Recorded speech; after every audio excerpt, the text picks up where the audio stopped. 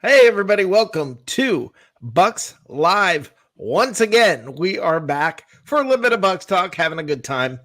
I am one of your hosts, Rick Hughes. The other guy over there, Dave Whitescarver.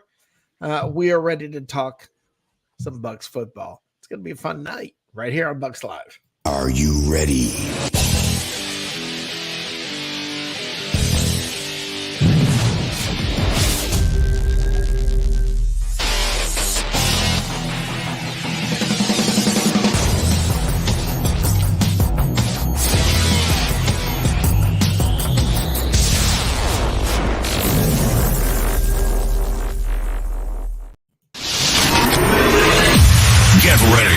Get ready. It's time for Bucs Live. Wait a minute. Bucs Live. Bucs Live. Tampa Bay Buccaneers talk with Rick Hughes and David Whitescarver. This is Bucs Live. Let's go. Let's go. How you doing, Dave?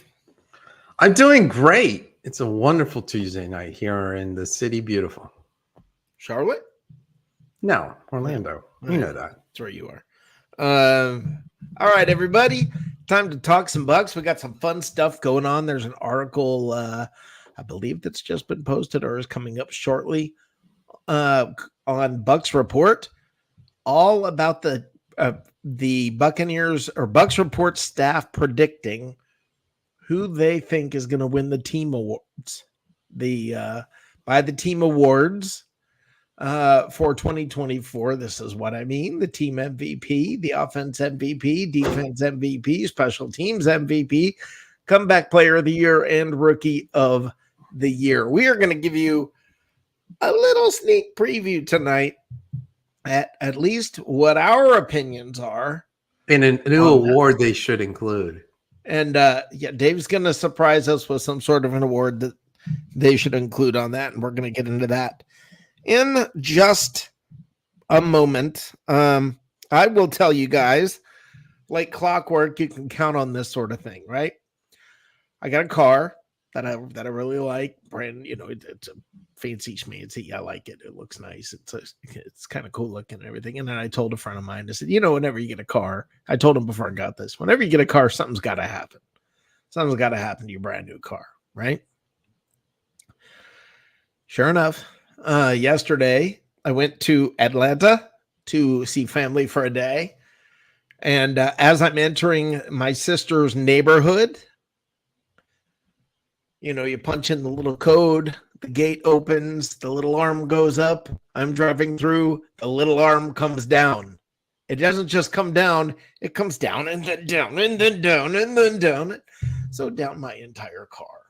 You've got scrapes and scratches and it's all jacked up. So now I'm going to try to make my sister's HOA fees go up. Yeah.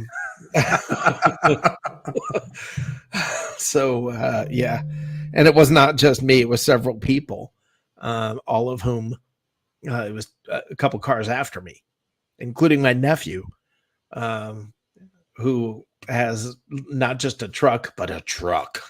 It's like $100,000 pickup truck.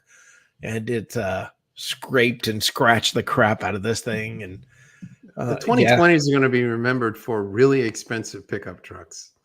I remember back in the day, way back in the day, a pickup truck, it wasn't much.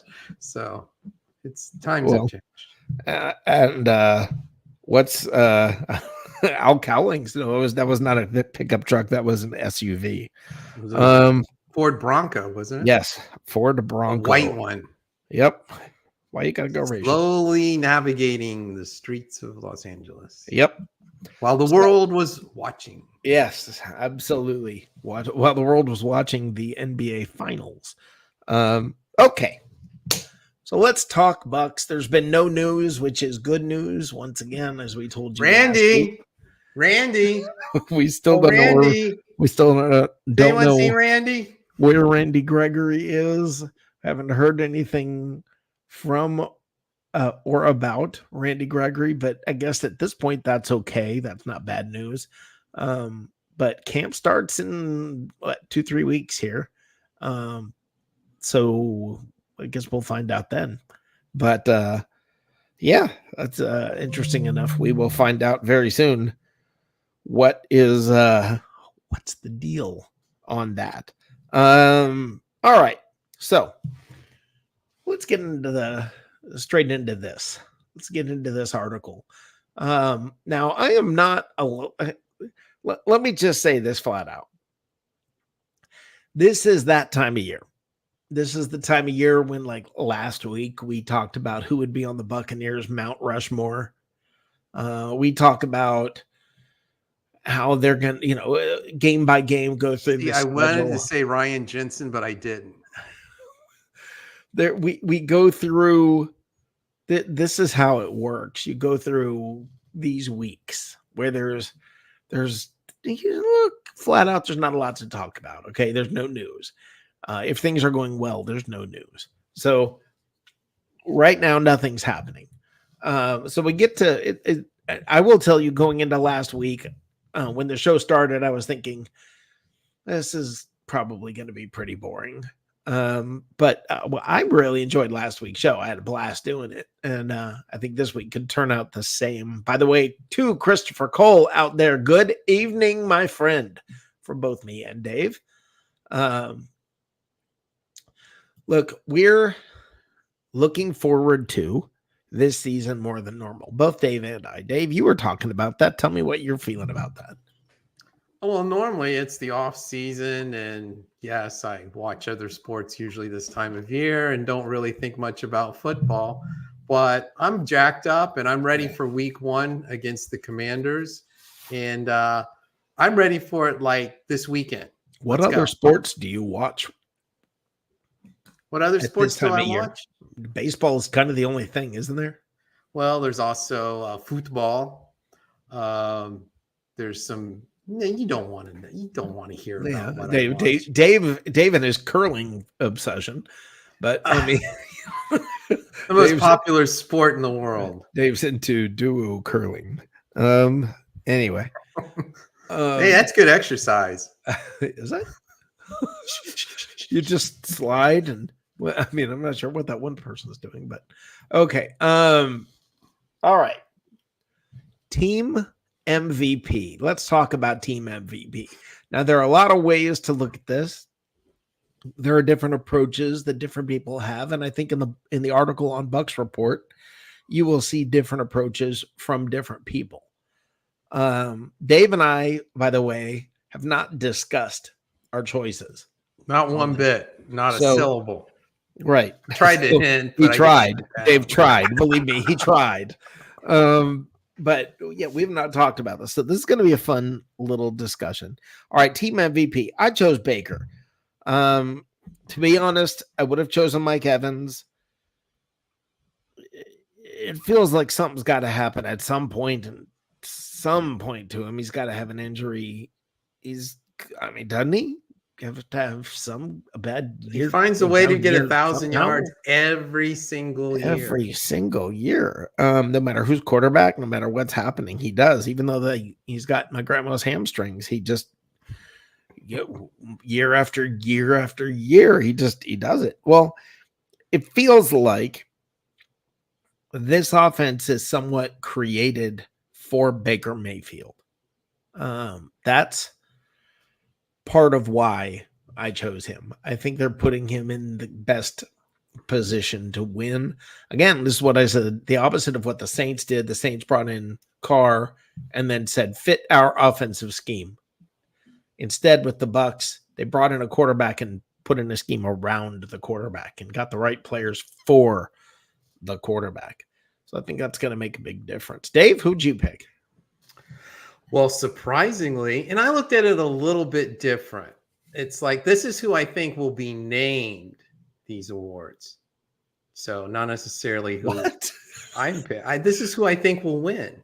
Oh, no, this is supposed to be who you think is going to be. Yeah. Well, fine.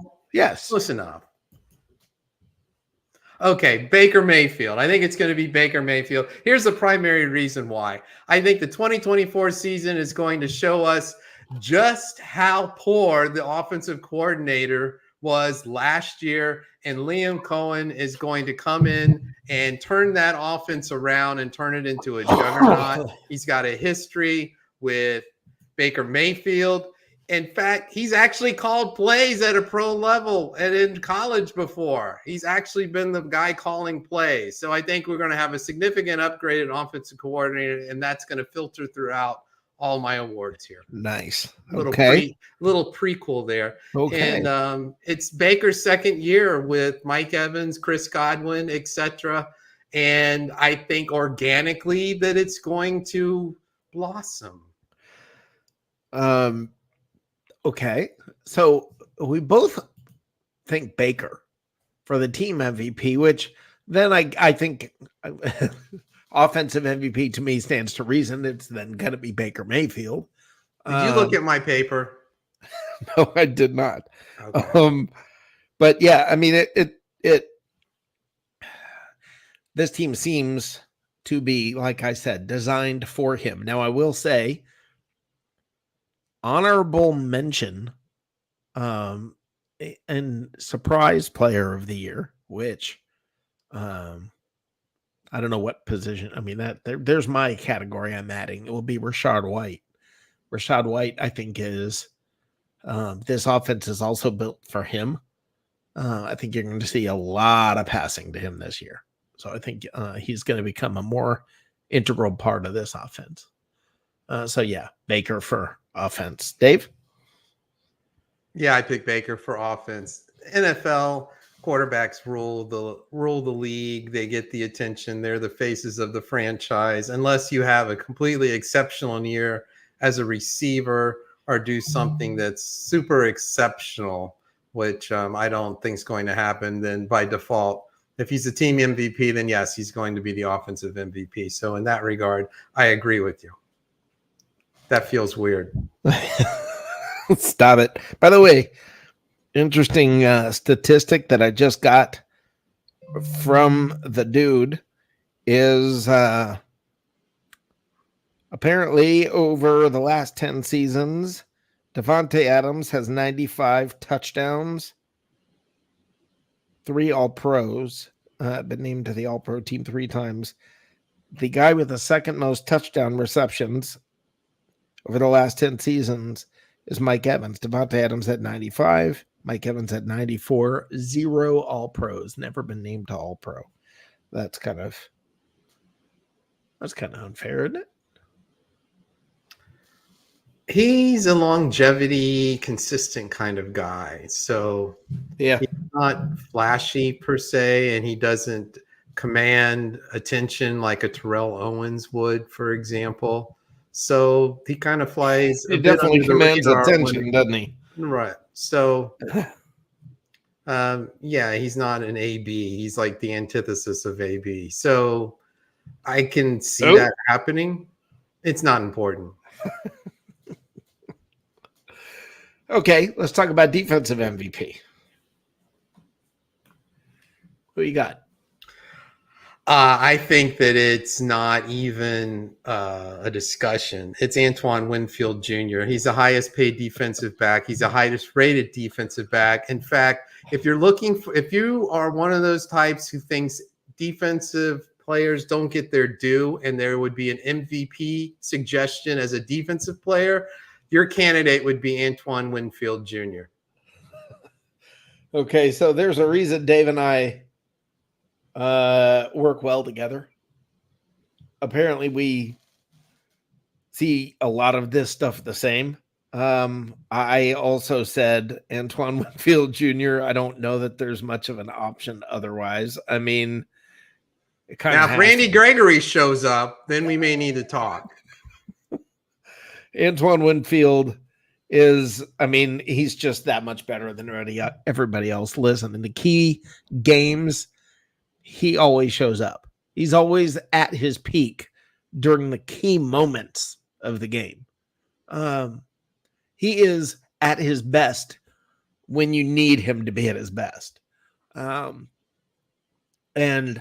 yeah, Antoine Winfield Jr. is quickly climbing the ranks of, if he keeps going, he could end up on that Mount Rushmore we talked about. I mean, he is He is that good.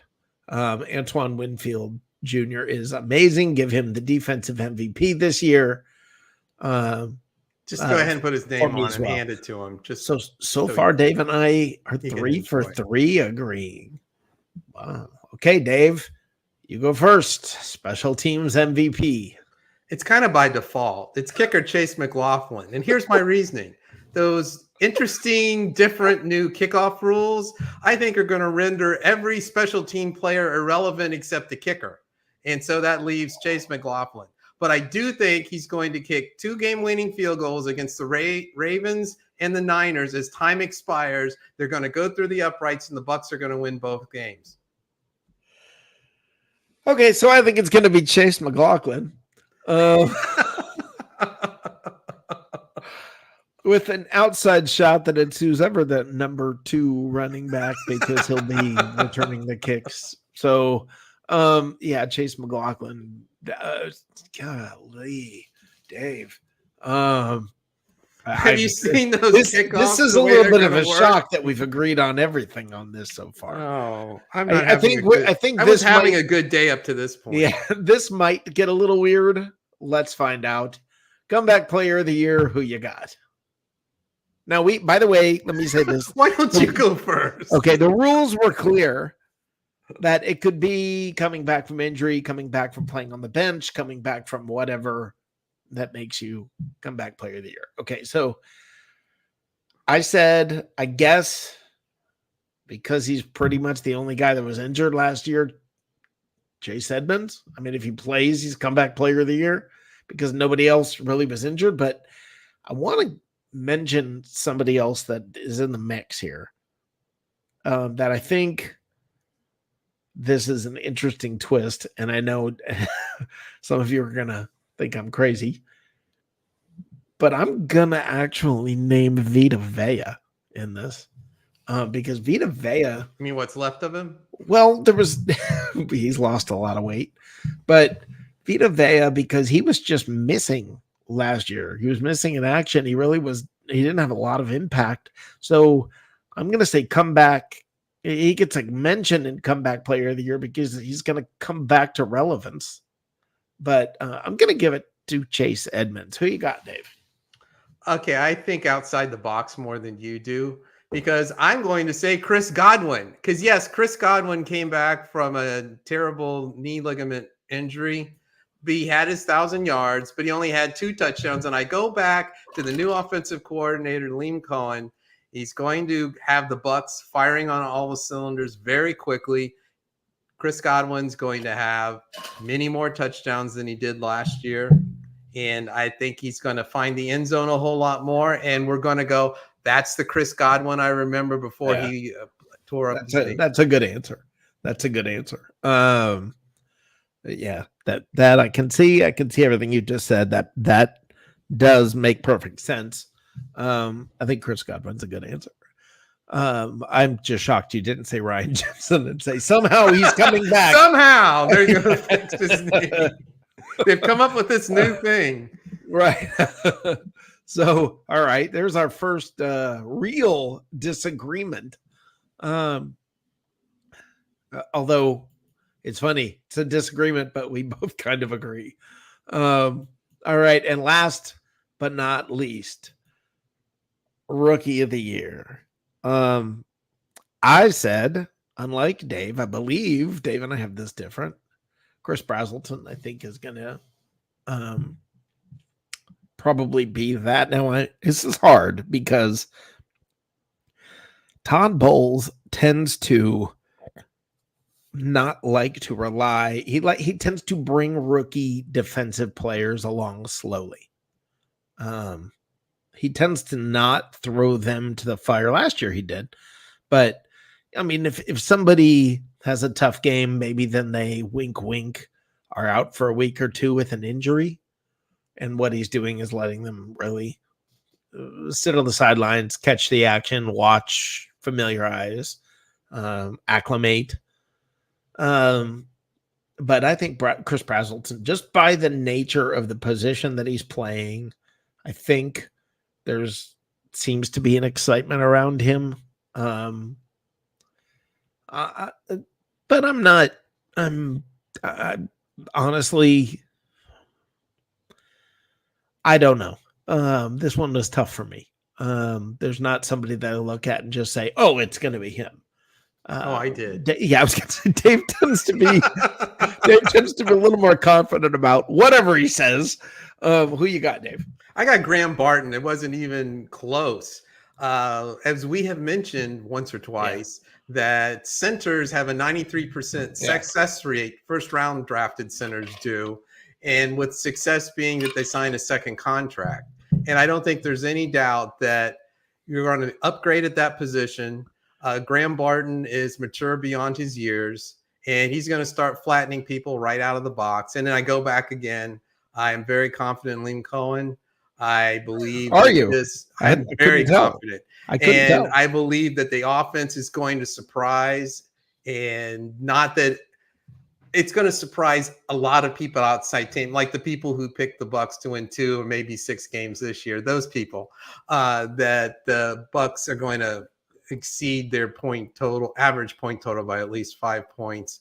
And I think Graham Barton's going to be a big part of that. And he's going to allow the offense and give Baker Mayfield more time and be better positioned to make his throws. So I have a reason I didn't choose him.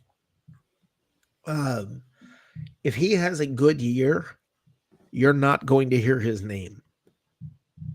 If he has a good year, he's going to be under the radar. Nobody's going to be talking about him because the more you talk about your center, the worse off your center is. They don't keep track of pancake blocks, do they? Right. No. So if he has a great year, you're not going to hear about him, and he might not win any awards because when they're not talking about you, you're probably not going to win the award. So I think the nature of the position that he plays, he may be the best rookie, but the nature of the position he plays may keep him from being rookie of the year. I don't know if that makes any sense to you or anyone else. My pick. And you're sure? Yes, I am. Okay. The Duke man's going to flatten him right out of the box. So I'm interested in reading this article at bucksreport.com about the entire staff picking who they think is going to be who's going to win each of these awards. I think it's going to be a fun article. Dave's picks are in that article. My picks are in that article, along with a lot of other Buccaneers, including a lot of other Bucs Report staff. It's going to be fun. We'll see. I'm interested in sort of running down and seeing what they think about all these guys. They missed an award though. Well, hold on. Here we go, Dave. Do your thing. Introduce it, etc. I was looking at this and I'm like, where is the award? The award that should be near the top, if not the top of the list. It's the Welcome Back Award, and they should create it just for Jordan Whitehead and say welcome back, or call it the Boomerang Award or something of that nature. But Jordan Whitehead's coming back, and because he's come back player of the year because he came back. You could have used it then, Dave. That's different. This is like welcome back because he didn't get hurt. Well, what? He left and came back. Well, what? What? Well, what? Well, come back. Yeah. Come back. Player of the year. Welcome back. Well, come back. You could have used it right then. It was the perfect setup for you. We teed it up for you. Well, I did it differently. But welcome back, Jordan Whitehead. They should give you an award just for coming back. Massive I know props. He's one of your favorite players, Rick, Yes. and you're excited just from the fact that he's back on the team. I love it. He's got Whitehead on the back of that Bucs nasty. jersey again. Yeah, he's just nasty. He's nasty. The way he plays is nasty. The way he puts a shoulder pad on the ball is just nasty. I like that guy. Good stuff happens for the Bucs when he's on the field. It just seems like he's that kind of guy. And Jason Light admitted that it was a mistake to ever let him go. And that's kind of cool. Props to Jason Light. He fixed it. So there you go. Yeah. Props to Jason Light for owning that. I made a mistake. Let's bring him back. Yeah. Cool. Yeah. That's more reason why I'm ready for week 1. Just another reason. Yeah. So I was talking to Todd from Winter Park today. And Todd had mentioned, we were talking about the players he's excited about and everything. And he's certain Chris Godwin's going to have a massive year. But he's going to come back to his. He's a huge. He's a huge Mike Evans guy. That's his guy. Like probably favorite Bucs player ever.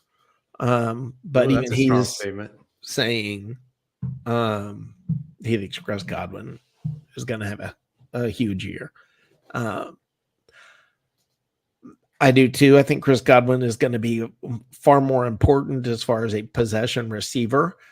I think the number 3 receiver is the weak spot on this team. Now I know they got Sterling Shepard. Whoop whoop. I'm not sure that. I don't know. I mean, I'm excited, I guess, that this team doesn't have a lot of holes, but I think the number 3 receiver, I just don't think they really have anybody. No, somebody could step up. They could still go get somebody, but the number 3 receiver is the glaring hole on this team right now. And I think they're going to play by committee. I think you're going to see a slew of players shuffling in and out. When you're playing a team that blitzes a lot and the quarterback's not going to have much time, you're going to see possession type receiver come in. When you've got teams that tend to not be quite as aggressive in blitzing and everything, and you'll see more of a speedy guy going downfield. I think it's going to be number 3 receiver by committee. I don't like that. I tend to like it when you've got your guy. Do you think Trey Palmer will be the starter in week 1? Honestly, I don't know enough about Washington's defense to answer that. Dan Quinn is a defensive-minded guy, but I don't know. I don't know enough about their defense right now. I haven't studied it yet. I haven't looked at it yet. I don't know. I want a different number 3 receiver. Now, let me say this. A lot of people talking about the Bucs aren't getting the respect that they should, blah, blah, blah, blah, blah. We hear it every year. I agree with you that they're not getting, tons of respect. But I want to bring up something about the Bucs. And why? I'm not going to say this is like Super Bowl kind of year. When the Buccaneers have won their Super Bowls, they were all of a sudden the place where free agents wanted to be. When they won their first Super Bowl, all of a sudden you had Jurevicius, you had Pittman, you had guys just all of a sudden coming into the franchise to put them over the top. When Keyshawn Johnson. When you won, he was there prior to that too, though. What happened otherwise is, during the second Super Bowl, all of a sudden you see all these guys come in and then they win the Super Bowl again. I think with teams like San Francisco, you see McCaffrey going to San Francisco. You see players that sort of all of a sudden there's a tide, a rush of players to a team when it's time. Which, by the way, you haven't seen that in Detroit yet. And I don't think you will. I think it's hard to think of, and this is sad, but this is fact. I don't know how many players are going to say, "No, I know I'm not going to re-sign with Tampa. I'm going to go to Detroit." The nature in and of itself, your life. You want to live in Tampa or do you want to live in Detroit? Detroit. Detroitistan. It's not a great place. It looks, there are parts of that city that seem bombed out, that seem whatever. I mean, it just seems like it's not a draw. It's what Cleveland used to be. The mistake on the lake. Now, but people now want to go to San Francisco. It's a beautiful city, if nothing else. When you start seeing a position like the number 3 receiver in Tampa, when you start to see other wide receivers want to come here and making it a point to come to Tampa, when you start seeing they're not even holes that need to be filled, but maybe it'd be nice if there was a little depth. When KJ Britt's not your starting linebacker, when there's somebody else that's wanting to come in and step in that still has a few good years left. When you start seeing guys that are free agents, when this becomes the destination, that's when it signals, okay, this is our time. Right now, we don't have that. I think the number 3 receiver is indicative of the fact that we're not quite there yet. I think another good year, and that makes a difference. One of the things that I wanted to point out that Todd from Winter Park brought up, he was talking about the Falcons' schedule. And he had a very, very astute observation. The Falcons' first 4 games or 5 games are brutal. Dave, can you pull them up real quick? The Falcons' first 5 games, pull up their whole schedule. The Falcons' first 5. I was prepared to talk about Randy Gregory, but I wasn't prered to talk about the Falcons. Yeah, I know. We'll get to Randy Gregory in a second. Simmer down, Sparky. But I want to point out, and this I think was a good observation by Todd from Winter Park. The first 4 or first 5 games on the Falcons schedule is brutal. What are the games, Dave? Week 1 is they host Pittsburgh with their shiny new quarterback, plural. Right. Then they're at Philadelphia. Mm-hmm. Then they host the Kansas City Chiefs. They're pretty good. Then they host the New Orleans Saints. Okay, that one's a little easier. So much. Right. And of course the rivalry and division, blah, blah, blah. And then they host the Tampa Bay Buccaneers. Okay, so the Falcons are probably going to struggle out of the gates. And the moment you start to think, okay, well, they're going to, and you guys are going to look at them faltering out of the gates and say, oh, they're going to suck. They're going to, look at, they suck. I told you. Dave, start from the end of their schedule and read backwards. All right. They host Carolina. I don't think that Dave Canales will still be the head coach at that game. Okay, that's the last game of the year. Okay. And then they're at Washington, much improved Washington, and Jaden Daniels will probably have a number of games. Keep in mind, everybody is saying, the Bucs got that first. The Bucs got Washington in the week 1. Oh, that's an easy game. So if you're going to call it, you can't say that Washington's an easy win for the Bucs because Washington sucks. But then look at them against the Falcons and say, oh, they're good. I mean, you got to pick it one way or the other. You have a rookie hotshot number 2 drafted quarterback. That's not necessarily. They're either going to be better or they're not. I think the bottom line is they may be better, but this is still not an oh no game, like an oh my god no. So who's 3 weeks from the end? The New York Football Giants at 4 home. weeks from the end. They'll be at the Las Vegas Raiders. 5 weeks from the end.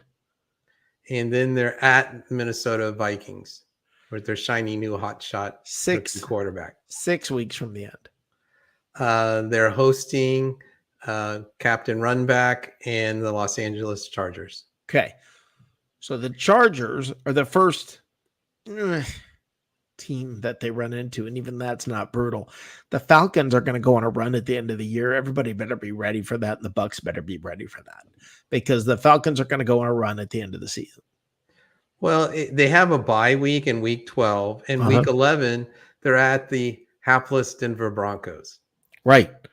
So you see what I'm saying? They are going to end the season on a run. And this was a good observation by Todd when he brought this up to me. And when he put it all together, you've got that. If the Falcons do not struggle out the gate, we got problems with them.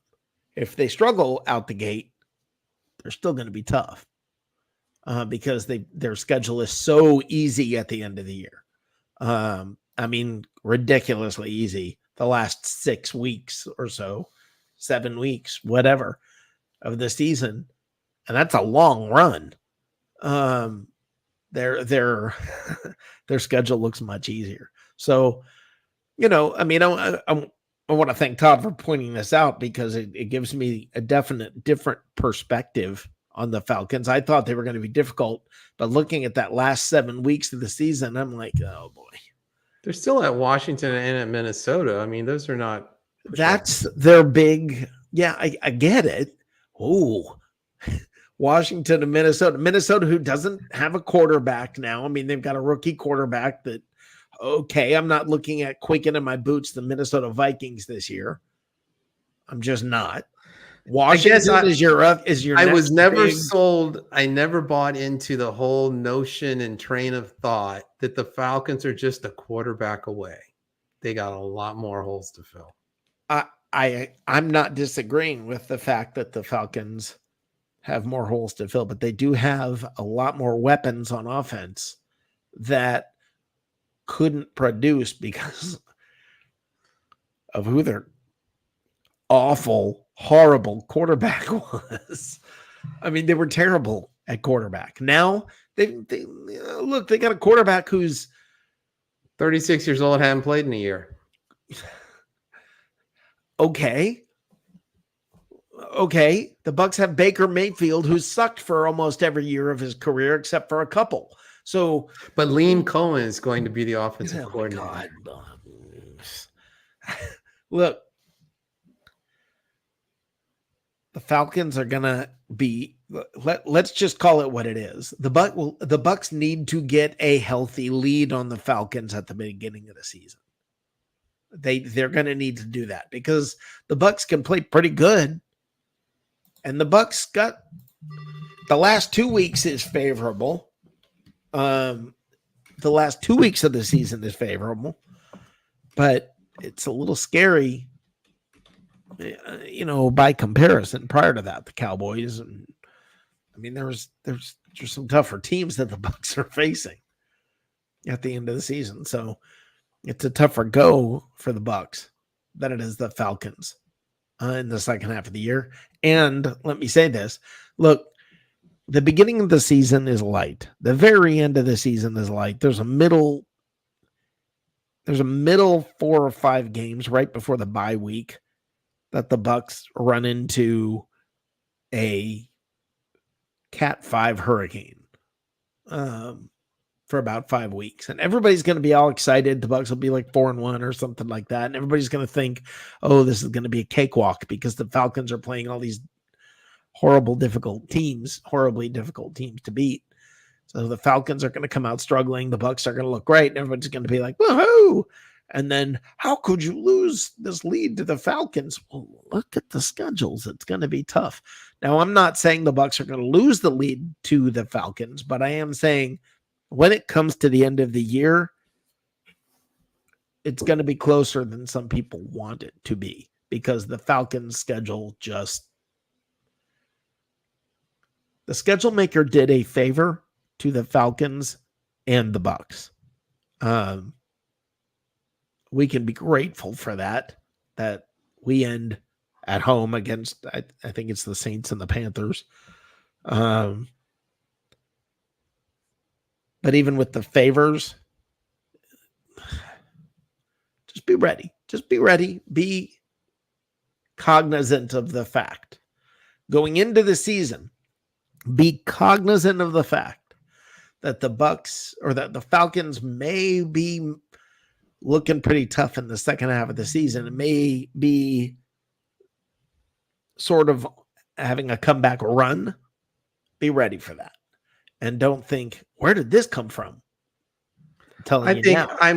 I'm feeding off the last 8 games, including the playoffs of the Bucs season last year, including the loss to the Lions, 8 points on the road in the second week of the playoffs. They went 6-2 down the stretch, include with one of those losses being at Detroit. They were putting it together, Yeah. and I don't think they got the credit they deserve. And people were like, "Oh, the Eagles imploded, so the 32-9 win." But they Yeah, did. The but Eagles they did did. implode. They put it to the Eagles. Yeah. It was But the a Eagles did NFL playoff implode. game, and they hanged with the Lions and had a chance to, if they'd gotten a touchdown and a 2-point conversion, they could have tied it at the end. It didn't work out, but they were in that game. Yep. So I think like you're saying, it gets easy for the Falcons. The Bucs started playing very well at the end of last year, and I think it'll carry over. And I truly do think that their offense is going to be in better hands this year. I agree with everything you just said. And I believe if you remember going back last week when we went through the games, I said the Bucs tend to open seasons well, close seasons well, and struggle in the middle. That's sort of their MO. They open the first few games, look like gangbusters for 4 weeks. Then the wheels come off the wagon for a few weeks and everybody's screaming and calling for the coach's head. And then they go on a run. This is 3 years in a row now, I think. I mean, this goes back to Arians. That's sort of their MO. So I don't know. I mean, we'll see. I'm just saying that be ready for the Falcons to seemingly look much better at the end of the year. Well, I hate them. I hate them. I hate them. I hate them. Okay. you need to get in touch with your feelings, Rick. This is not me saying this because I'm finding joy in this. I am finding no joy in this at all. But I'm trying to be realistic. I'm trying to step back and look at it and be fair about it. And yeah, that's kind of what I see coming. Well, the schedule, it gets pretty rough for the Bucs. At week 7, they host Baltimore, then they host Atlanta, then they're at Kansas City, and then they get to come back to face the 49ers. So that's a pretty rough middle. That's the middle. That's the stretch I said. Then from week 12 on, aside from Dallas, as we covered last week, or I believe the week before, right, that any given Sunday and injuries add up. Right. But it's a favorable schedule.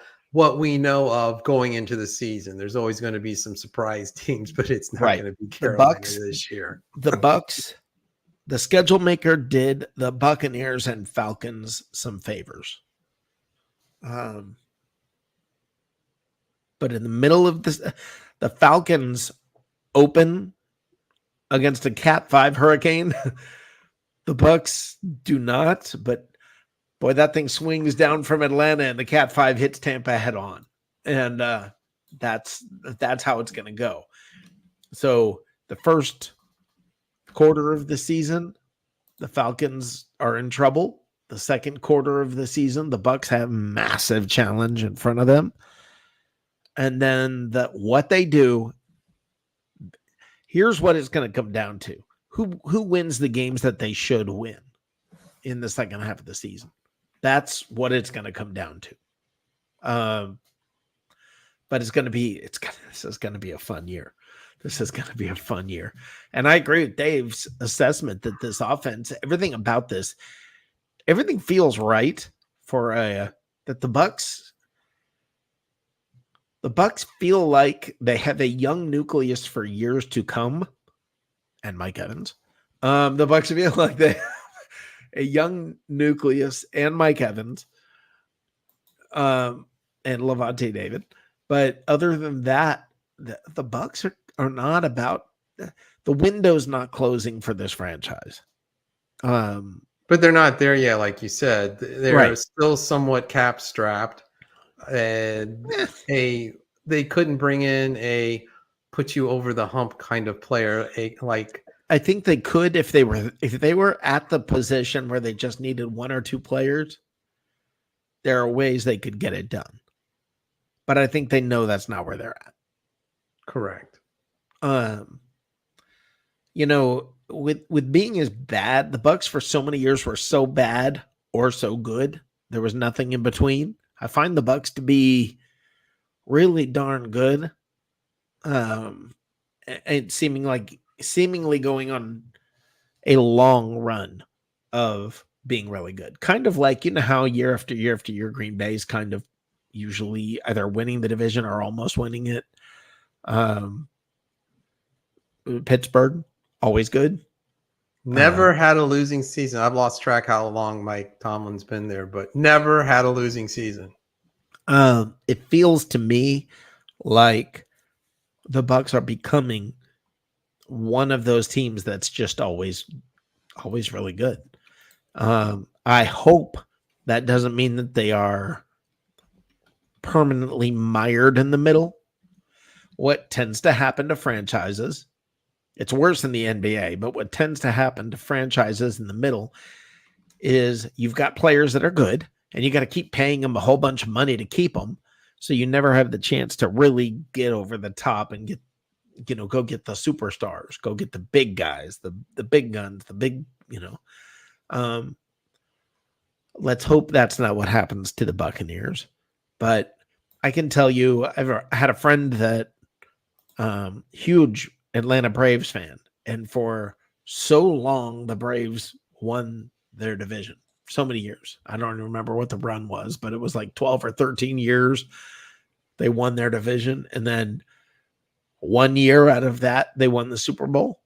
I mean, the World Series. Sorry.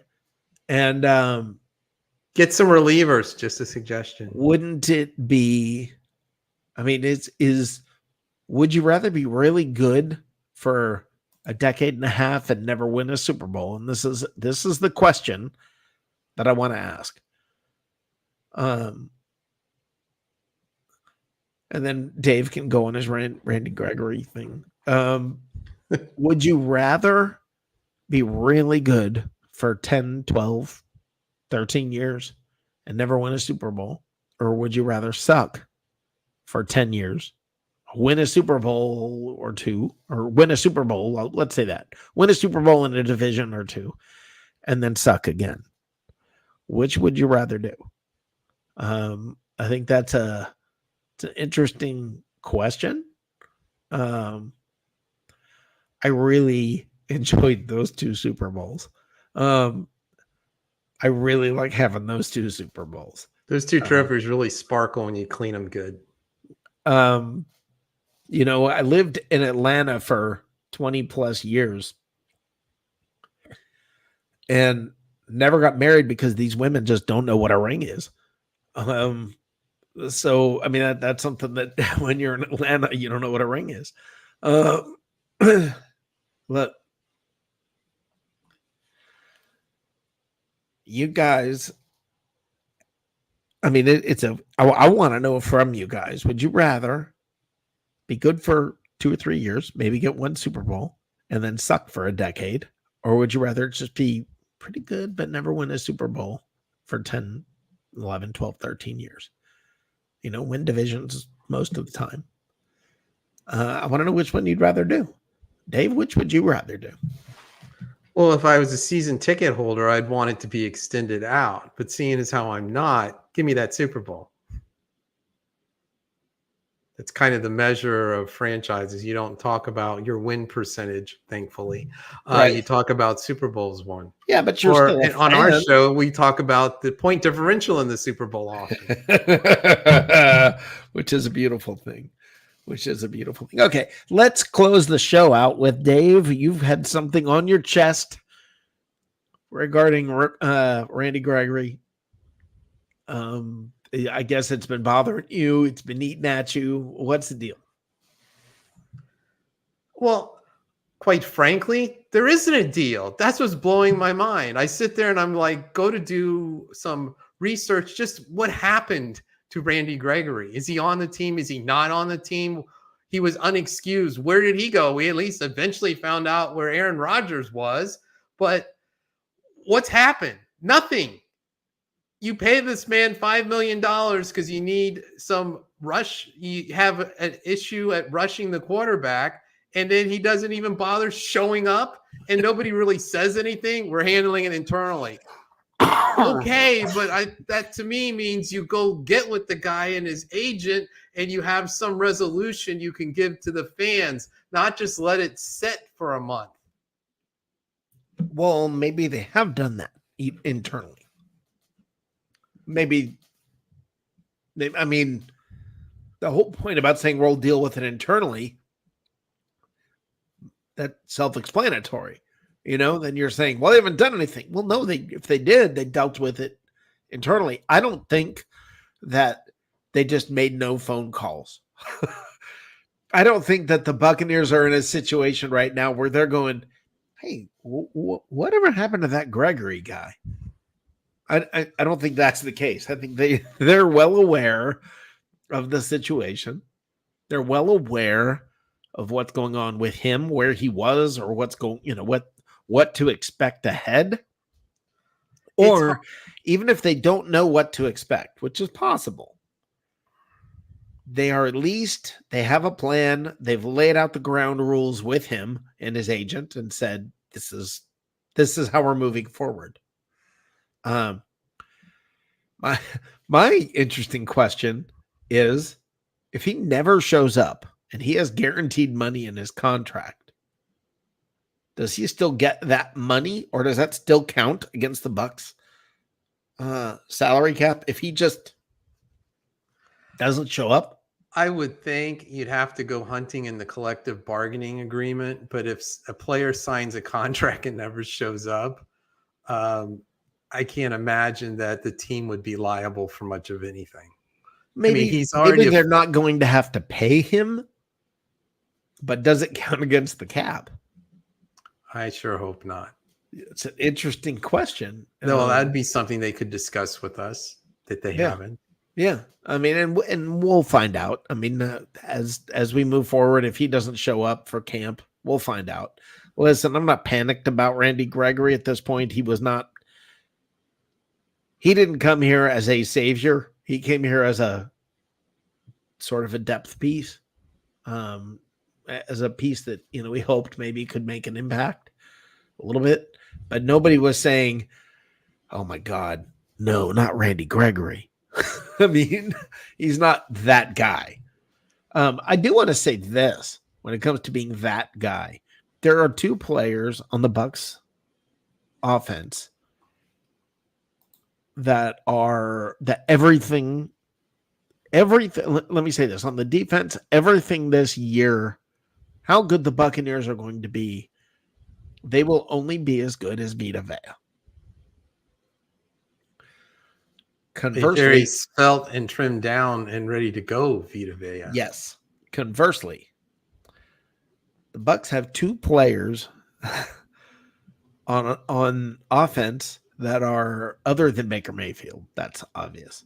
Two players on offense that if either one gets hurt, look, they can weather losing even Mike Evans because of Chris Godwin. I don't want to see that. But if they lose Tristan Wirfs, or if they were to lose Graham Barton,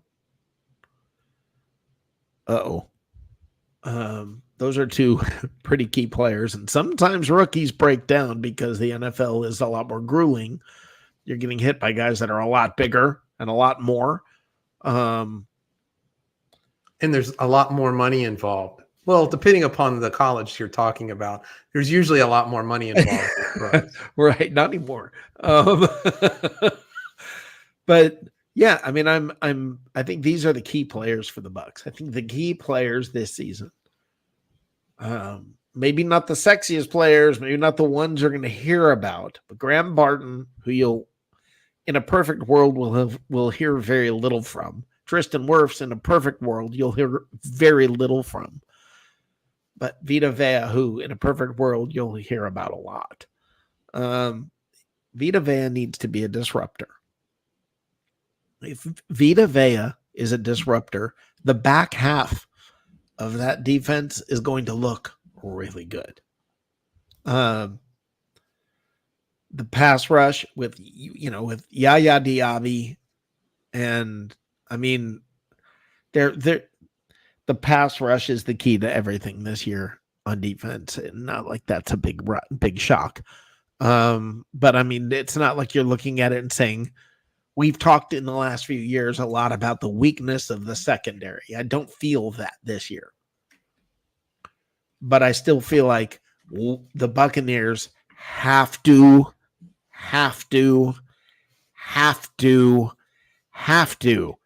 get consistent pressure on the opposing quarterback. And I think that is the key. This season hinges on Vita Vea. This season hinges on defensive quarterback pressure. All of that will make things go better for the offense. People always talk about, and we've talked about many times, how when your offense is doing well, it makes your defense look better. Let me tell you, when your defense is, when you don't have to worry about the other team quite so much, it's a lot easier on offense. When you have shorter fields to play on, when the defense is very, very, very important, and I think becoming more important in the league again. By the way, there's something I just learned. Were you aware that Vita Vea is short? He's got 8 different names, and it's reduced to Vita Vea. Yeah. I didn't know it was 8. I knew it was a lot. Yeah, I can't pronounce it. Yeah, I don't think you want me to try, but yeah, it's Vita. I don't know. The Vita Tuliakiono Tuiputu Moeste Vahe Fehoko Faletao Vea. There you go. That's my shot. There you go. I think I got about 75 on that. Yeah, I have no idea. I mean, I'm going to say yes. No. I'm going to say yes. So, all right. Fun show. Dave, got anything you want to add? I think I'm pretty good. We're sitting here. I think we didn't have one thing that we didn't mention in talking about a lack of depth and some other issues the Bucs have is that we almost took for granted they re-signed Baker Mayfield.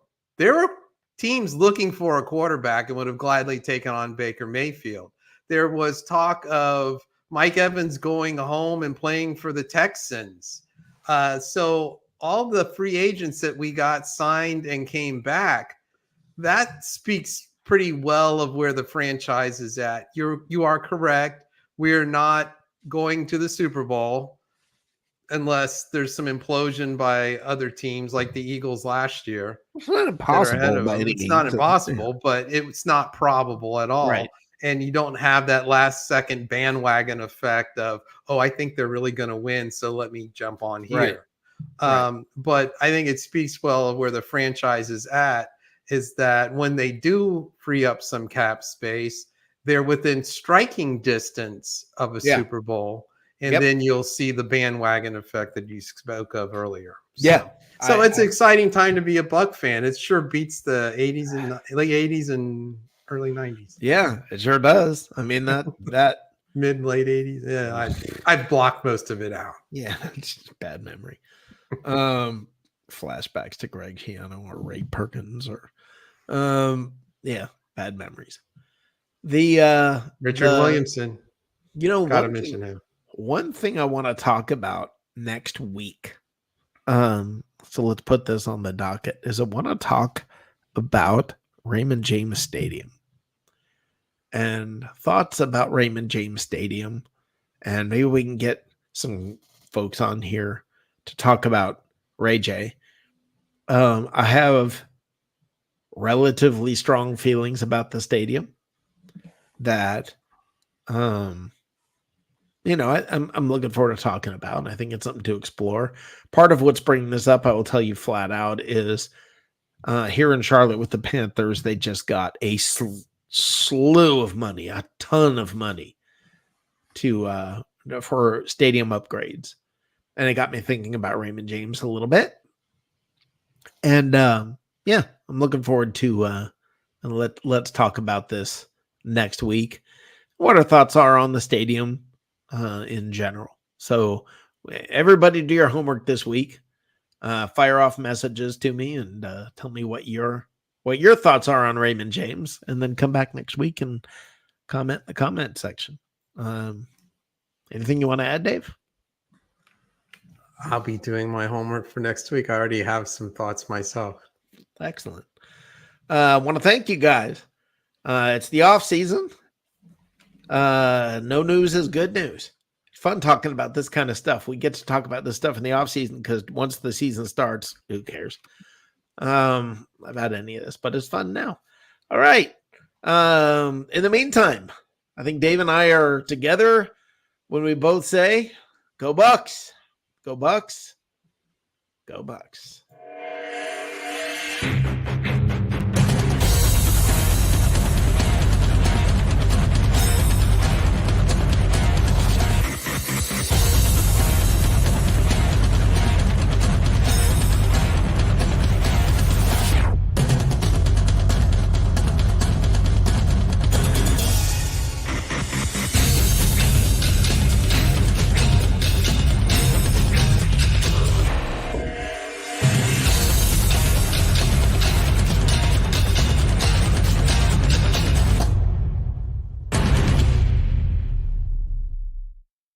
We sucked today. I sucked today. We sucked today. It was awful.